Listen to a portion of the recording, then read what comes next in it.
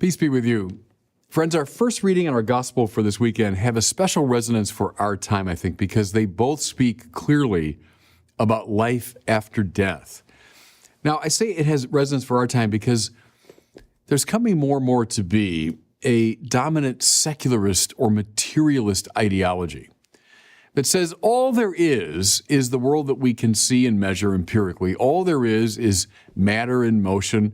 Big Bang happened, the world came into being, eventually it will pass out of being. We live for a very short time, and then, we die and our bodies go back into the earth. The universe itself will wind down. I mean, that's the materialist, secularist view of the world. It might surprise you to hear this. It surprises a lot of religious people, but the view that there is nothing after this life for us was actually commonly held throughout much of the Old Testament period. You look at the text of the Old Testament, you'll find some that begin to make a sort of tentative reference of an afterlife or toward life after death. But a lot of the Old Testament, the standard view was, that death is the end, and we go back into the earth. When the psalmist, for example, prays to the Lord, well, can dust give you praise? The point he's making is, well, yeah, now that I'm alive, I can give you praise, but dust, once I'm gone, I can't give you any praise.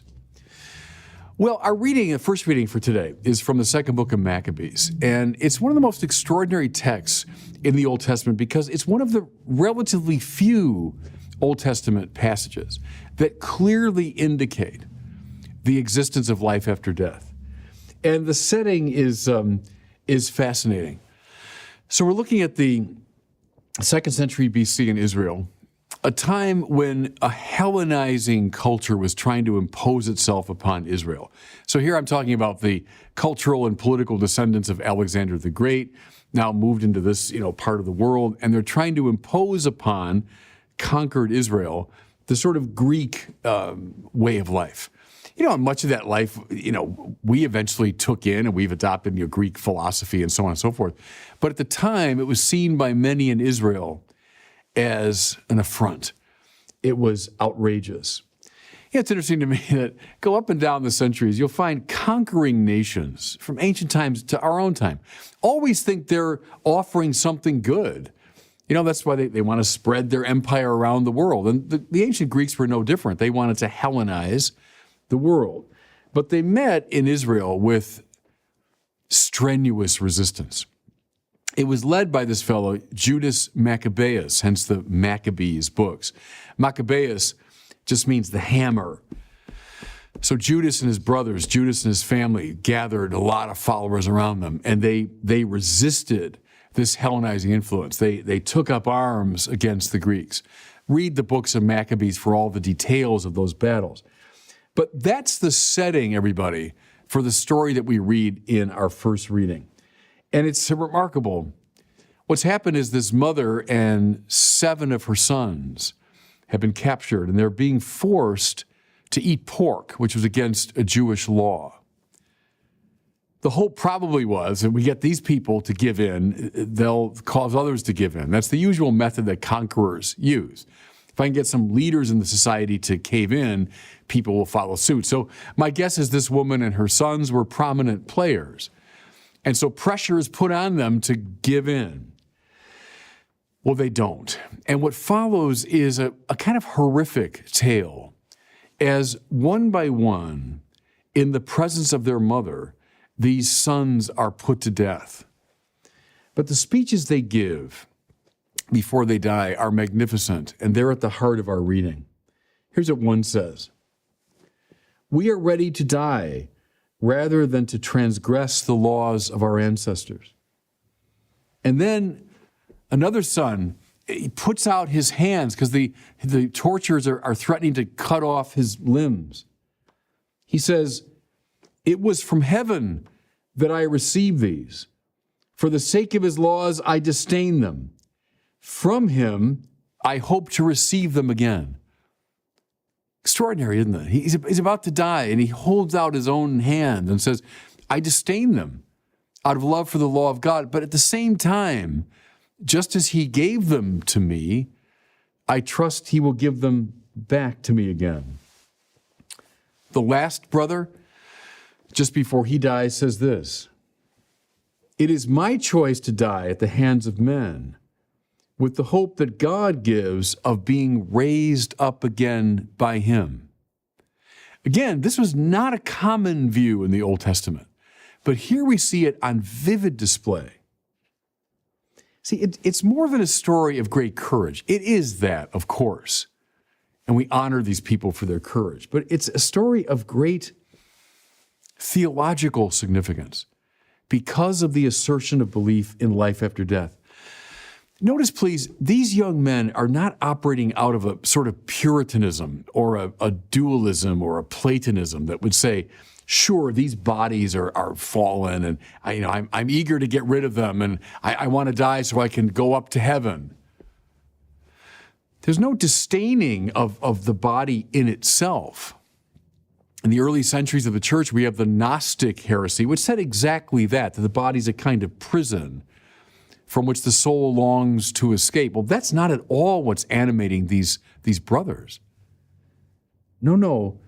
They're offering their hands and their tongues, or cut their tongues out, their limbs, their very bodies, in the hope that they will receive them again.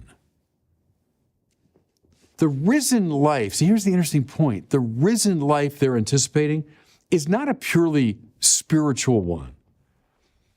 Not Plato's fantasy of a disembodied existence. Rather, it's one that involves the body, raised to a higher pitch of perfection. I think there are an awful lot of Christians who hold to something that's more Platonic than biblical. What I mean is, they tend to think of the afterlife as the soul escaping from the body and going up to this purely spiritual place called heaven.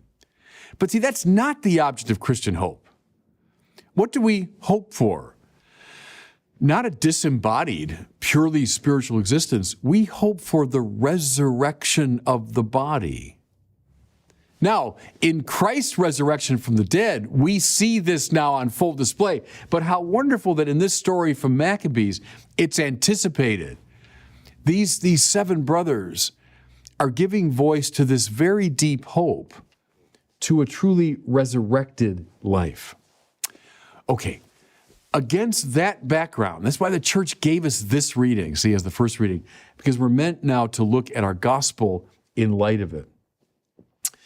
The setting is a conversation, pretty heated, I imagine, between the Sadducees and Jesus. Now, who were the Sadducees? Well, they were a kind of a political, religious party within Judaism, and they had a lot of characteristics. But one of their characteristics was and again, to be fair, in line with the mainstream of a lot of the Old Testament tradition, they did not believe in life after death.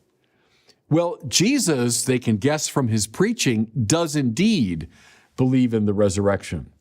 And so they pose to him, and they probably brought their most clever people forward. It's like, people today having these political debates online, and someone catches it on camera. Well, it's that kind of exchange. They propose what the logicians call a reductio ad absurdum, right? A reduction to the absurd. When you take your opponent's position and say, well, look, if you hold to that, and I push it now to its logical extreme, I'm going to end up with an absurdity. So the Sadducees posed this famous case. There's this woman who marries a series of 7 brothers, and each brother dies. Okay, so now the woman dies, and they go to the afterlife. Well, whose wife is she? Who's her husband? She married all 7. Reductio ad absurdum. If you really believe in this life after death, then how do you make sense of this kind of situation? Well, Jesus is having none of it. He declares clearly and strongly his belief in life after death, in the resurrection. And what's his first evidence? Moses, so at the very heart of the Old Testament, speaks of God as the God of Abraham, the God of Isaac, and the God of Jacob. God is not a God of the dead, but of the living. So by Moses' time, Abraham, Isaac, and Jacob were long, long dead. And yet, God is described as being the God of these three men.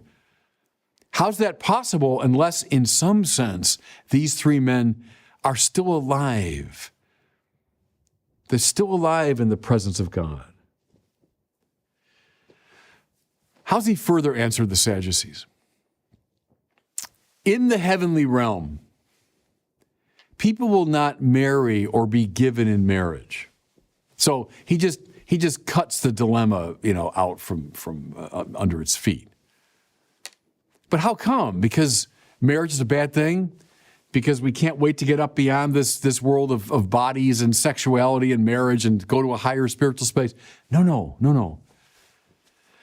Because in the heavenly realm, which is an embodied realm, Jews would never think of it any other way. In the heavenly realm, we will love in a manner so intense that it goes beyond even this most intense expression of love here below that we call marriage. Not that something less than marriage is on display in heaven, but rather something much greater than marriage. There'll be an intimacy with one another that's possible because we are so intimately joined to God and through God to each other.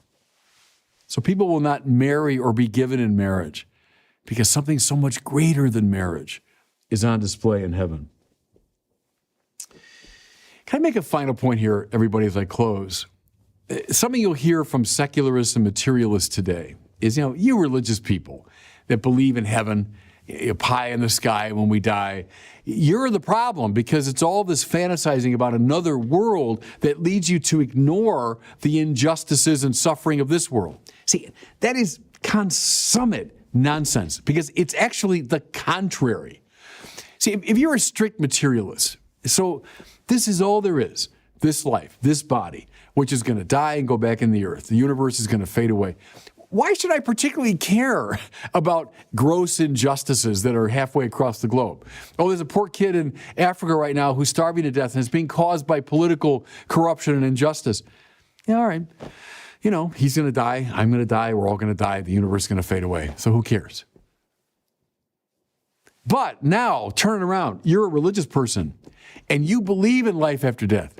You believe, first of all, that child suffering right now in Africa, that starving child, was loved into existence by God and is destined for eternal life with God. Mind you, not just his soul that escapes from his body, but he himself, body and soul, is destined to live with God. Therefore, of course, I am interested in what's just and right for him. Of course I'm interested in alleviating his suffering. It's not the religious person that's indifferent. On the contrary. And then can I just observe everybody, who were the greatest social activists in the 20th century, those that made the biggest difference in terms of social justice? People like Martin Luther King, who believed in life after death. People like John Paul II, who believed in life after death. People like Mohandas Gandhi in India, spiritual man that believed in life after death. Don't bore me with this canar that somehow religious people are the ones indifferent to the suffering of this world. On the contrary, it's those who believe as those 7 heroic brothers did in the Old Testament, those who believe as Jesus did in life after death, that are most committed to justice here below. And God bless you.